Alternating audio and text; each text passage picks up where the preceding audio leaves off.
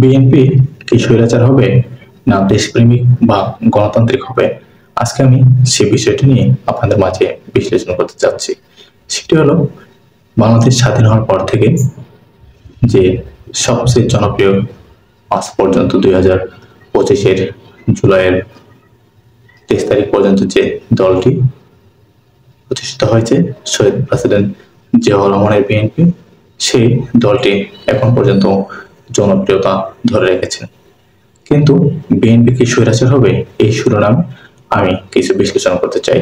সেটি হলো, স্বাধীনতার পর যখন শেখ মুজিবুর রহমান ক্ষমতায় আসেন, তখন তিনি বাকশাল করেছিলেন। এই বাকশাল করার মধ্য দিয়ে তিনি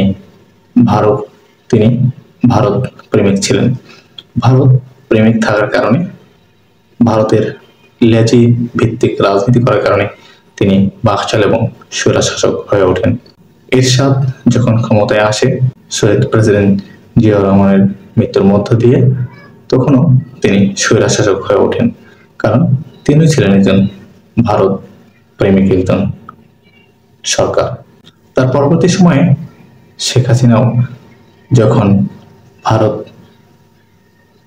প্রেমিক হয়ে গেলেন, তখন ভারতের কারণে তিনি স্বৈরশাসক হয়ে গেলেন এবং শেষ পর্যন্ত স্বৈরশাসক হয়ে তিনি ভারতেই পালিয়ে আশ্রয় নিয়েছেন।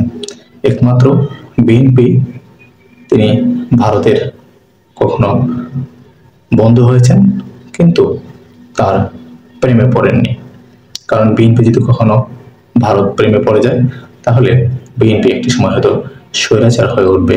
তাই আমি বিএনপিকে আহ্বান জানাবো, কখনো স্বৈরশাসক হওয়ার কোনো কারণ নেই।